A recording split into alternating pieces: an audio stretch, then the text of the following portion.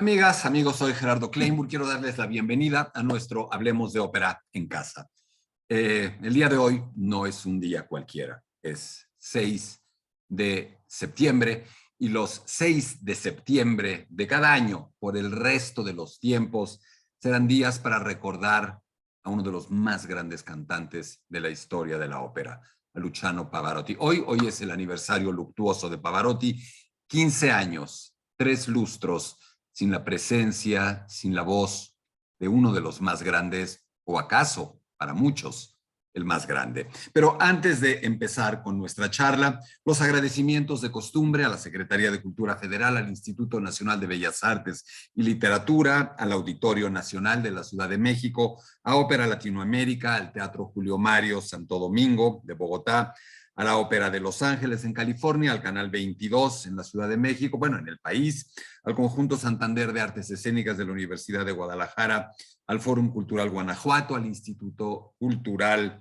de Cultura Sinaloense, a Proópera AC, el Festival de Santa Lucía en Nuevo León, la Secretaría de Cultura de Coahuila, el Instituto Municipal de Cultura y Educación de Torreón, el Instituto Sonorense de Cultura, el Festival Alfonso Ortiz Tirado, la Mahler Foundation, la Sociedad Mahler. Nuestro teléfono WhatsApp 55 43 47 02 83, Twitter @gkleinburg, Facebook Hablemos de Ópera, Instagram @hablemos_de_ópera.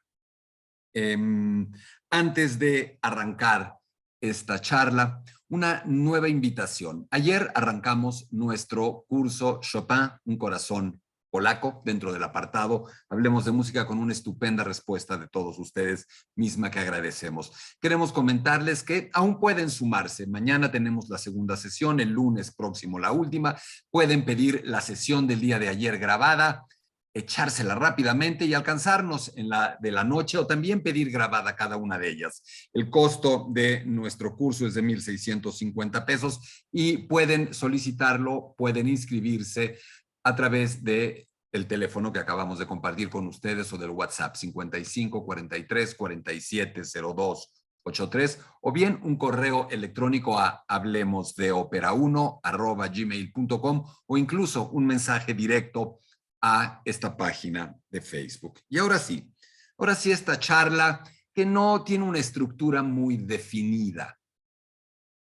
15 años sin Pavarotti, es decir, un periodo ya suficientemente prolongado como para que podamos evaluar qué implicó su presencia, pero me parece mucho más importante tratar de entender qué implica su ausencia, sin refugiarnos, por supuesto, en este tan sobado y a veces inexacto adagio de que todo tiempo pasado fue mejor. Lamentablemente, en este caso, estamos haciendo referencia a una de las figuras emblemáticas de toda la historia grabada del canto. Estamos hablando indudablemente de uno de los titanes incuestionables, un hombre que nace el 12 de octubre de 1935 en la ciudad de Módena y que muere en esa misma ciudad, un hombre que, a pesar de haber vivido el mundo entero, nunca dejó de ser fiel a ese pequeño lugar del que provino. Muere ahí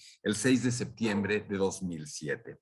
Ya de entrada, yo quiero hacer dos o tres referencias. No vamos a trazar aquí su biografía, ya tenemos una charla sobre Pavarotti. Una de nuestras primeras charlas de Hablemos de Ópera fue justamente sobre él. Pero la efeméride, el personaje, es de tal magnitud que estamos obligados a volver a abordarlo. Esperamos no repetirnos, esperamos no contradecirnos, esperamos sobre todo tratar de ampliar lo que aquí podamos compartir con ustedes.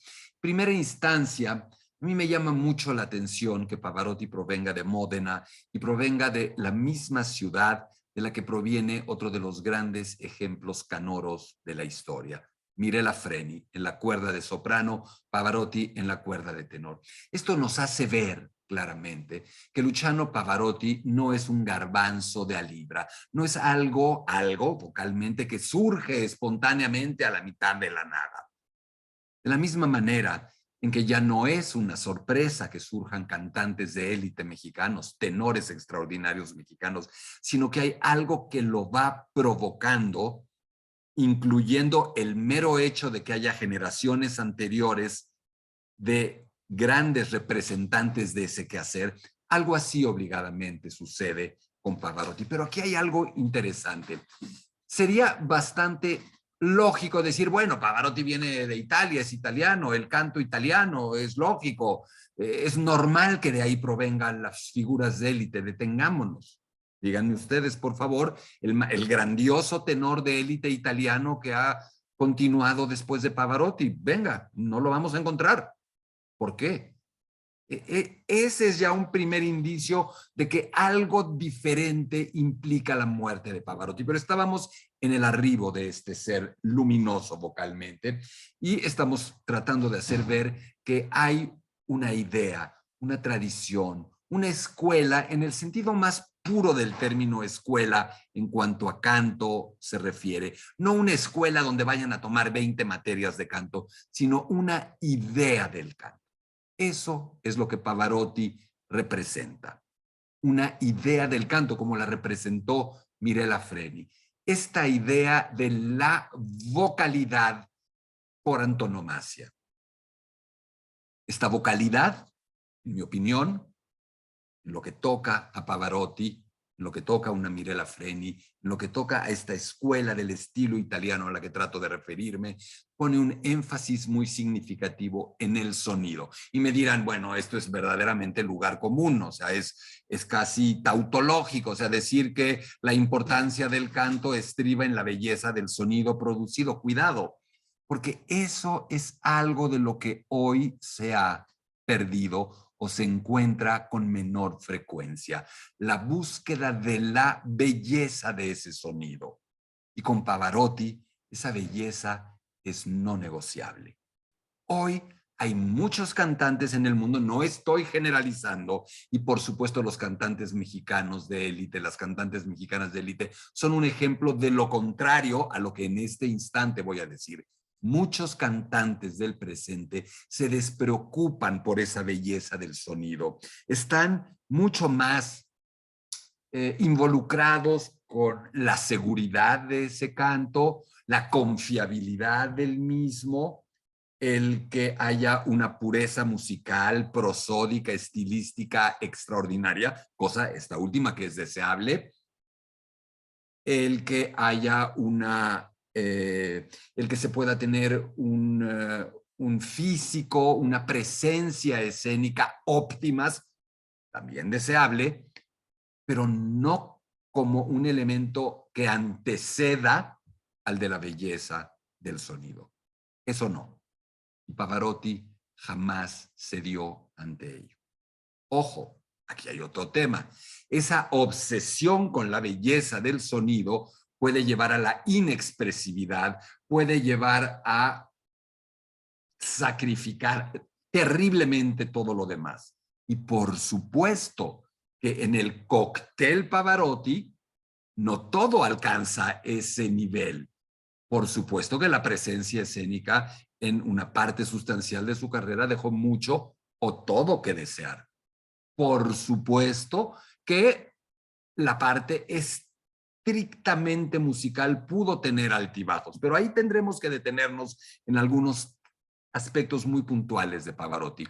Pero el punto de partida era de tal compromiso con la belleza de ese sonido que termina fascinándonos una y otra vez.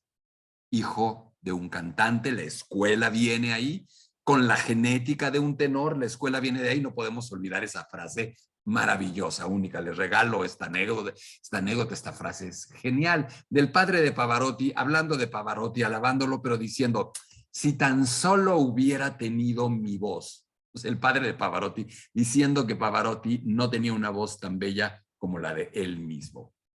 Resulta enternecedor, esa sería la palabra, pero también elocuente en tanto nos dice que su padre estaba consciente del canto, de su propio canto, de su propia voz.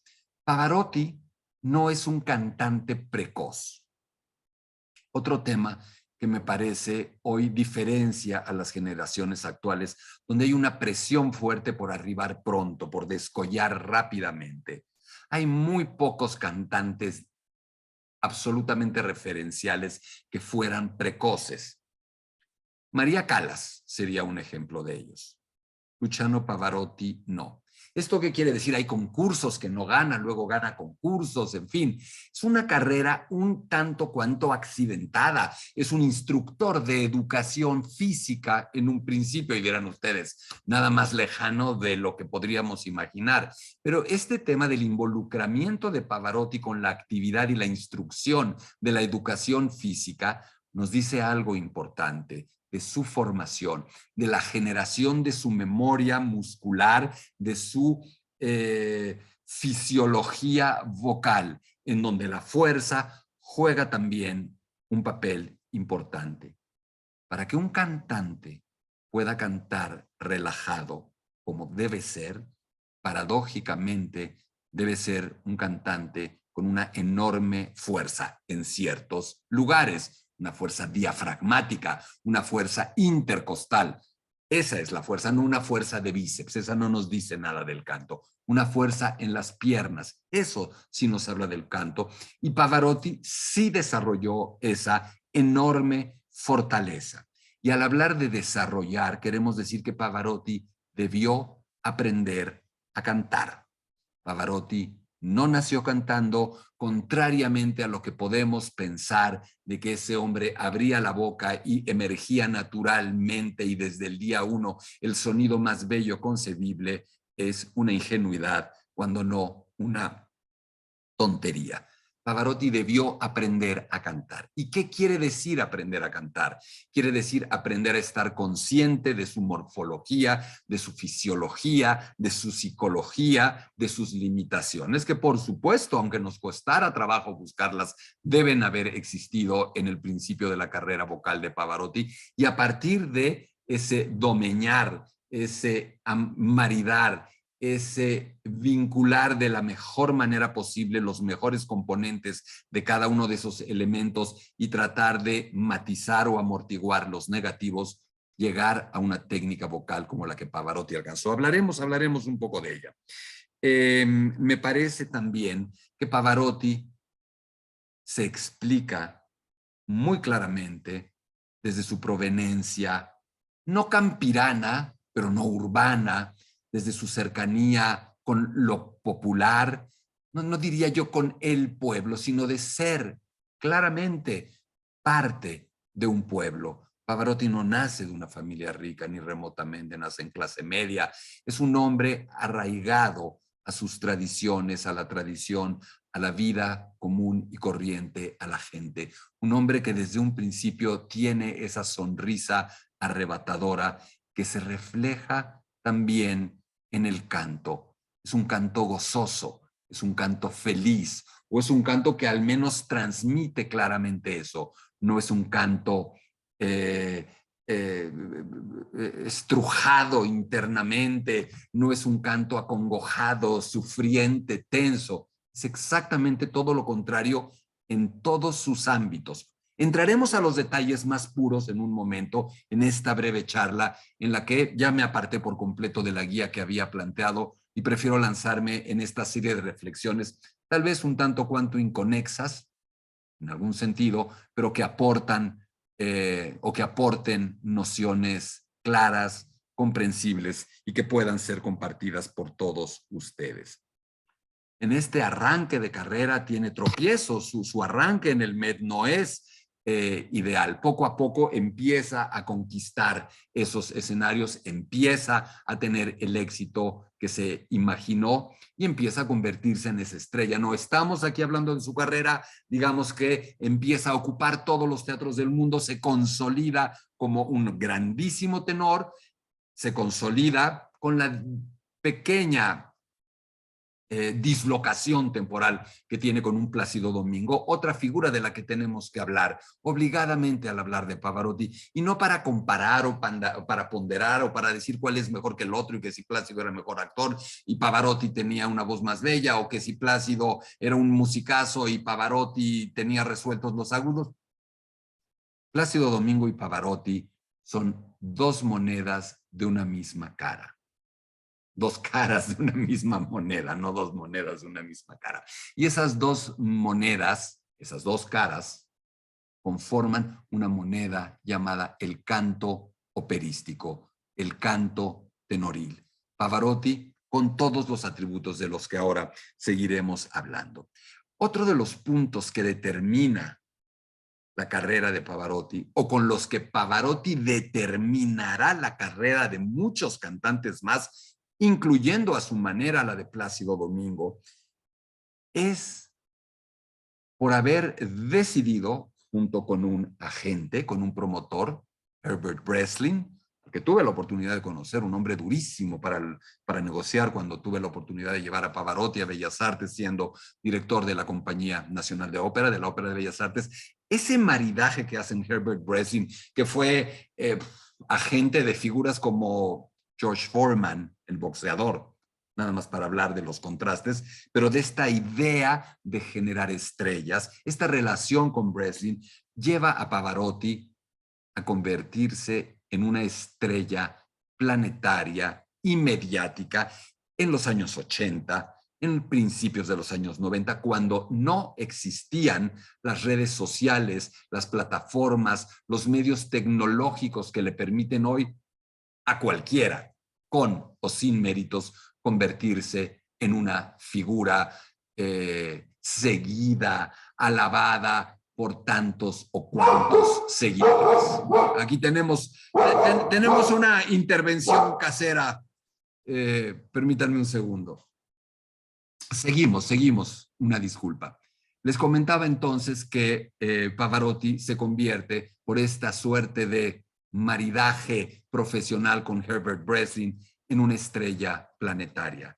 Hace comerciales, anuncia tarjetas de crédito, incursiona en el cine, hecho tampoco tan nuevo, porque figuras anteriores como Gili, como Mario Lanza, como todos aquellos que pudieron hacerlo ya con el cine establecido como una industria, desarrollaron. Pero Pavarotti lo lleva a otro nivel, maridándolo con esta estrategia, estas estrategias comerciales a las que he hecho referencia. Llegamos también a un momento particularmente importante. El momento en el que, aquí tal vez por iniciativa de otro agente de nombre Tibor Rudas, hace esta asociación, no hay otra manera de llamarla, con Josep Carreras, con Plácido Domingo, para formar o para generar el proyecto de los tres tenores a partir del Mundial de Fútbol de Italia en 1990. El fútbol, otra de las pasiones de Pavarotti, otro de estos actos gregarios y de cercanía con las masas a las que se integra también él desde el fútbol. Pero el concierto de los tres tenores, el proyecto de los tres tenores, marca para los tres participantes un esfuerzo absolutamente cierto y verdadero, allende el económico y comercial, que obviamente está y que no tiene nada de malo, como que por qué vamos a preocuparnos o molestarnos porque los mejores en su campo ganen mucho dinero. Me parece que es al contrario. Si amamos ese quehacer, amamos que la gente pueda ganar mucho dinero haciendo eso. Pero decía yo que el concierto de los tres tenores y el involucramiento de Pavarotti con el concierto de los tres tenores y en algún sentido la iniciativa de su equipo para ese proyecto, junto con el de Plácido Domingo, lo lleva a un nivel todavía más posicionado, valga el verbo, de estrellato, de insertarse en el inconsciente colectivo, ya no solamente del público operístico o de los melómanos, sino del público en general. Y es claro que a partir de ese esfuerzo, muchísima gente se acercó a la ópera. Es claro también que muchísima de esa gente que se acercó a la ópera no se quedó ahí. Pero también es verdad que mucha de la gente que se acercó por ellos, por él, por Pavarotti, se quedó en la ópera. Negarle a Luciano Pavarotti en este esfuerzo, en estos proyectos populares o de crossover, la intención de hacer proselitismo para la ópera sería absolutamente injusto. Ahí quedan también los famosos Pavarotti and Friends, Pavarotti y sus amigos, en donde aquí sí apunté la lista. Es interminable la lista de cantantes, grupos, de otras músicas con los que se vinculó en este esfuerzo de, en el mejor sentido del término, no diría yo popularización de la ópera, sino de divulgación operística. Finalmente, por supuesto, no voy a tratar de homologar un proyecto como Hablemos de Ópera con el proyecto de los tres tenores. Sería un poco absurdo, por no decir tonto de mi parte, pero este estilo, estas actividades que muchas veces emprendemos con un espíritu o con una actitud coloquial, directa, sencilla, de desolemnización, desacralización de la ópera, llevado al nivel hiperbólico, superestelar y extraordinario, es lo que también ese tipo de actividades, como los conciertos de Pavarotti and Friends, hicieron, con figuras como, les leo 20, Sting, Bryan Adams, Andrea Bocelli, Bono, Meatloaf, Michael Bolton, Elton John, John Bon Jovi, Spice Girls, Natalie Cole, Ricky Martin, B.B. King, Lionel Richie, George Michael, Enrique Iglesias, Caetano Veloso, Tom Jones, Barry White, Deep Purple, James Brown, Lou Reed, Eric Clapton, Deep Purple, Zúquero, Maná. Es demasiado para pensar que es simplemente un capricho, un acto de aburrimiento o de mera y pura mercadotecnia. Eso no es así. Por supuesto, todas esas actividades comienzan a generar más su divorcio, más su nueva relación afectiva, una inestabilidad en la carrera, en la vida, en el cuerpo de Pavarotti, que se refleja en su canto. Y ahí es donde estos detractores que siempre están acechando bajo la alfombra, diría yo, cualquier tropiezo, cualquier situación que pueda no ser óptima para lanzarse a la yugular como hienas predadoras, se fueron sobre Pavarotti con más o menos razón ante un cierto deterioro de su nivel vocal a partir de esos momentos. Un nivel vocal que subió, que bajó, pero que para muchos no volvió a ser el mismo. Y bueno, a un refrigerador no le pedimos que funcione igual durante 30 años y a un cantante le queremos pedir que a los 50, a los 60, 70 u 81 años, como hoy Plácido Domingo, siga funcionando como si fuera un refrigerador nuevo. Por Dios, no es por ahí. El tema es cómo envejece ese aparato, cómo envejece ese canto, ese instrumento, cómo también incorpora elementos de añejamiento y no solo de envejecimiento. Pavarotti, hasta los últimos días de su canto, fue capaz de hacer cosas extraordinarias. Fue capaz de producir sonidos bellísimos, de hacer música impresionante y de cantar en muchísimos momentos de manera extraordinaria. Ahora bien, concentrémonos un poco, insisto, en esta breve charla, en hablar de cuáles eran esos elementos. ¿Por qué Pavarotti cantaba así? Una pequeña, no quiero decir clase, pero ahora sí vengan algunos tecnicismos explicados de la manera más coloquial como en Hablemos de Ópera intentamos hacer para explicar por qué nos suena así ese señor y por qué hoy parece que no hay tanta gente que pueda sonar así. Hay un elemento que es definitivo para que no pueda alguien sonar como Pavarotti. Y en ese elemento no hay mérito alguno, ni siquiera del propio Pavarotti. Nos referimos al timbre de su voz, a la belleza de esa voz. Algo inexplicable, que no se puede medir, que no se puede decir, es que tiene la cuerda vocal izquierda medio milímetro más o que no hay cómo decirlo. Es. Y fíjense que la belleza del timbre vocal, la belleza del timbre, Es el elemento menos medible, evaluable, comprobable, sobre el que se puede teorizar de todo el canto. Y sin embargo, es el elemento del canto sobre el que nunca hay controversia.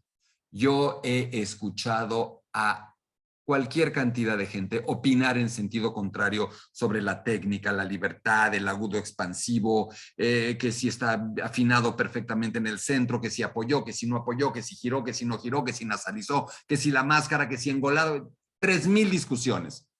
Pero nunca, jamás desde que oigo ópera o voy a la ópera, he escuchado a alguien o a dos personas discutir sobre si una voz es bella o no. Qué interesante, ¿no? En eso, que es lo único verdaderamente subjetivo, todos estamos de acuerdo. Y en eso, que es lo único verdaderamente subjetivo, estamos todos de acuerdo en que Pavarotti tiene una de las voces, o acaso la voz masculina más bella jamás grabada. De eso hay muy poca duda y no puedo argumentar nada. No tiene que ver ni su nacionalidad, ni su tamaño, ni su físico, ni sus cejas, ni su sonrisa, ni sus... nada. Un misterio. Alguien diría un don, otros dirían una gracia, alguien más podría decir un afortunadísimo accidente genético. Hasta ahí en cuanto al timbre inigualable de Luciano Pavarotti. Ahora bien, esta técnica sí que es aprendida. Y hay un primer elemento fundamental al que Pavarotti aludió N veces: la respiración, el apoyo en el diafragma. Y él dice que lo terminó de aprender viendo cantar a y cantando con Joan Sutherland, que en algunas escenas de algunas de las óperas belcantistas que cantaban, él, al tomarla de la cintura, al sentirla con sus manos, empezaba a tener casi una clase de cómo se respira y de cómo se apoya. La fuerza del diafragma, la fuerza de la musculatura intercostal. Y ese es el primer gran elemento que Pavarotti desarrolló, independientemente de que pesara 1 kilo o 1000 kilos. Eso no es tema. El tema es que aprendió a desarrollar esa fortaleza muscular. Es el principio del canto. No solamente es el principio en cuanto a precepto, sino que es el principio en cuanto a cronología fisiológica del acto. Lo primero que hace un cantante es respirar. Si la respiración no es correcta, absolutamente nada de lo que sigue será correcto. Y Pavarotti respiraba como Dios manda. Casi todo lo que hacía vocalmente era como Dios manda, y hasta le podemos quitar el manda, como Dios, valga esta blasfemia para muchos, pero que se puede usar como un símbolo de hipérbole o como un sinónimo de hipérbole.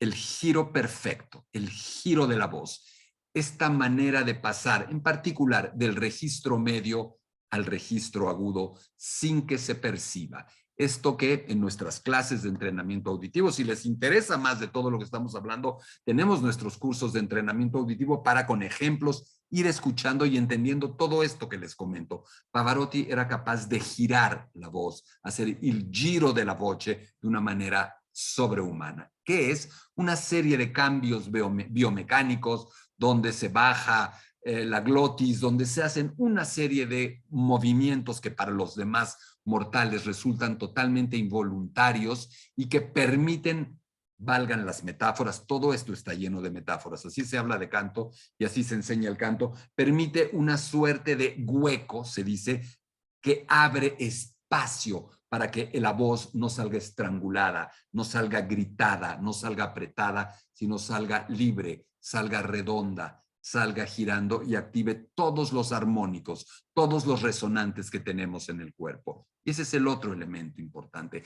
la manera en la que Pavarotti entendía su instrumento.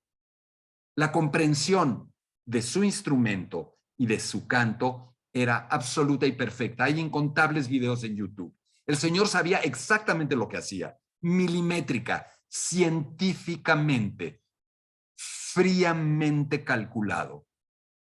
Es imposible cantar tan bello si no hay una parte, entiéndase lo que se diga, lo que trato de decir, de racionalización extrema de lo que se está haciendo, aunque luego la automatizara. Pero está primero totalmente racionalizado eso para justamente explotar que cada uno de esos elementos de su vocalidad fueran bellos. Cómo hacer que la vocalidad fuera bella en cada lugar implica un trabajo, una técnica importantísima. Este giro de la voz generaba, pues, uno de los ideales aspiracionales de cualquier cantante, la llamada homogeneidad del registro.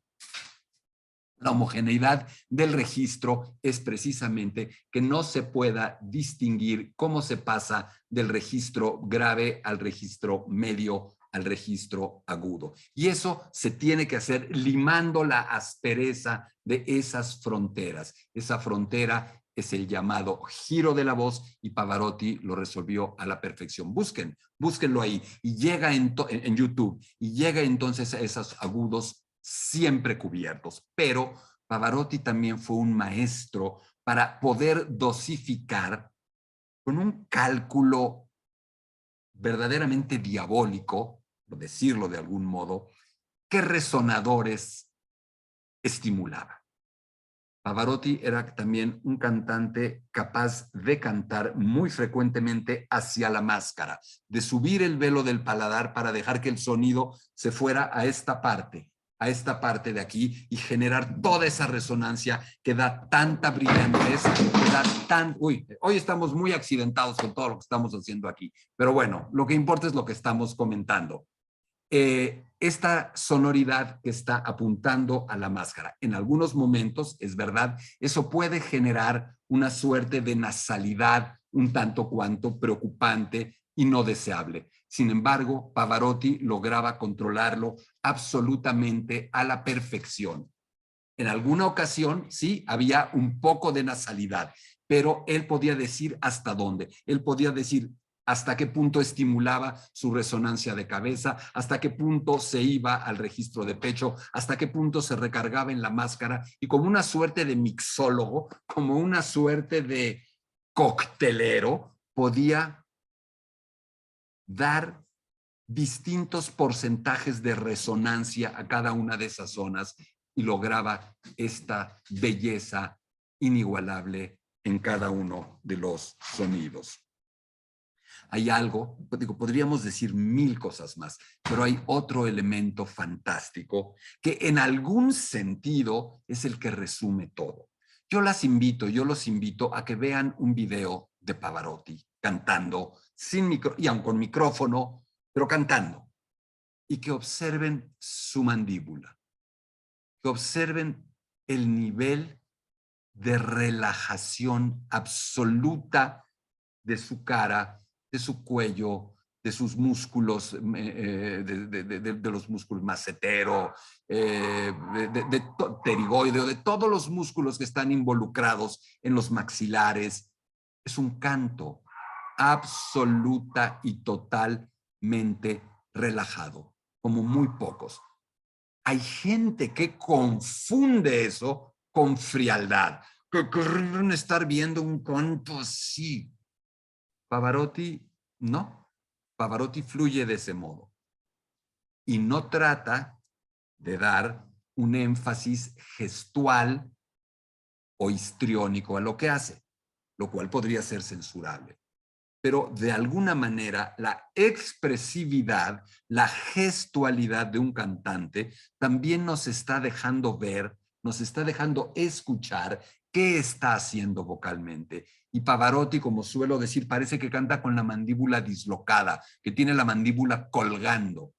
Ese es el nivel de relajación.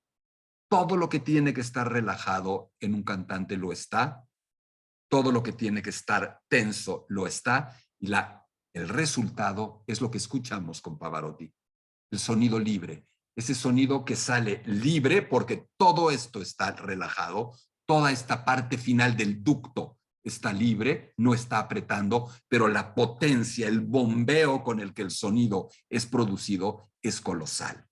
Y entonces Pavarotti producía algo extraño que pudimos apreciar los que en algún momento tuvimos el inmenso privilegio de oírlo en un teatro cantando ópera sin micrófono.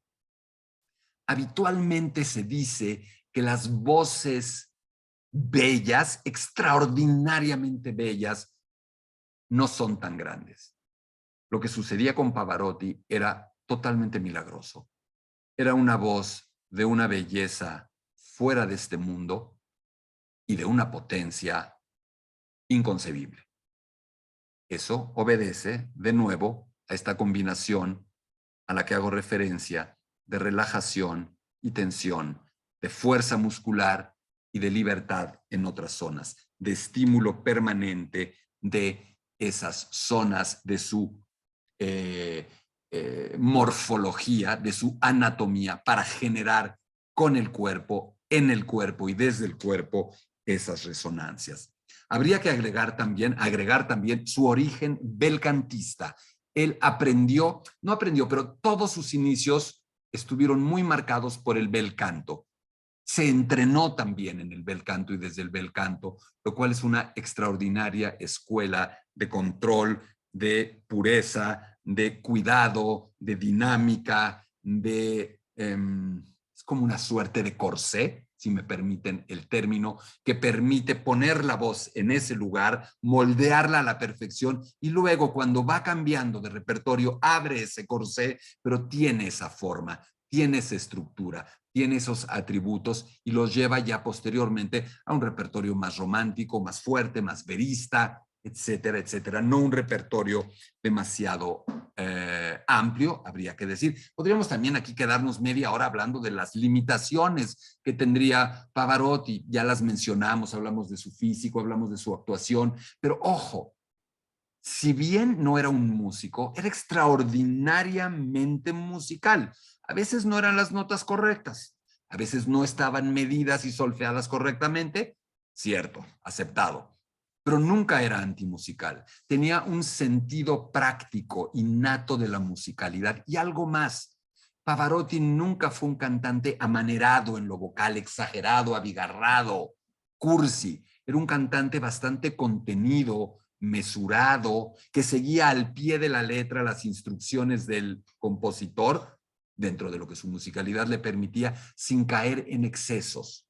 Eso llama la atención, esta belleza descomunal, este hedonismo aparentemente inherente a ese instrumento y ese sonido, pero por otro lado, esa racionalidad en la técnica, en la producción del sonido, en el control del mismo y en la propia factura musical e interpretativa.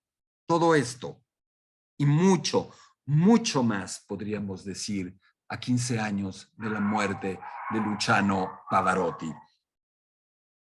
Tuiteé hoy una frase que tomo de uno de los más grandes elogios que se suele hacer a Carlos Gardel. Gardel cada día canta mejor. Y nosotros podríamos decir también que Pavarotti cada día canta mejor, porque hoy por hoy esos atributos, esas virtudes, esos riesgos son cada vez menos frecuentes. Honrosamente, muchos de los exponentes del canto que siguen con esas premisas son mexicanos. Ahí está un Ramón Vargas que sustituye a Pavarotti en una Lucia di Lammermoor para debutar en el Met. Ahí está un Javier Camarena. Ahí hay muchísimos cantantes a los que podríamos hacer alusión. E insisto, muchos mexicanos, pero tristemente lo que se llamaría el mainstream, la corriente principal de cantantes y de tenores en el mundo, no sigue hoy esos principios, ese compromiso, esas aspiraciones. No, no nos va a tocar escuchar a un nuevo Pavarotti. Eso es un accidente, si no irrepetible, que se dará cada muchas generaciones. Pero lo que sí podemos decir es que cada vez que escuchamos a un cantante hacer las cosas bien, cada vez que escuchamos estos atributos positivos a los que he hecho referencia, estamos escuchando a Pavarotti. Pavarotti está presente en esos cantantes que de verdad lo admiran, que de verdad lo escuchan, que de verdad, si se me permite el término, porque aquí es elogioso, lo intentan desde lo que un ser humano normal puede imitar a un dios como este, imitarlo. intentar imitar a Luciano Pavarotti es simple y llanamente intentar cantar bien. No terminaremos de lamentar la ausencia de Pavarotti, no terminaremos de celebrar su existencia, no terminaremos de celebrar la cantidad de discos, de grabaciones, de videos, de estudio, piratas, etcétera, que pueden existir, o que existen más bien, con su canto y su voz. Y yo los invito a que se pongan a escuchar hoy. Éntrenle a YouTube, éntrenle a Spotify, tomen sus discos y escuchen a Pavarotti y traten de percibir esta belleza, esta libertad, esta homogeneidad del registro, esta expansividad en los agudos, estas resonancias y armónicos que parecen no agotarse, este no saturarse jamás, esta relajación que genera un milagro absolutamente único e irrepetible en la historia del canto. 15 años sin Pavarotti son muchos. Muchísimas gracias y nos vemos en la próxima.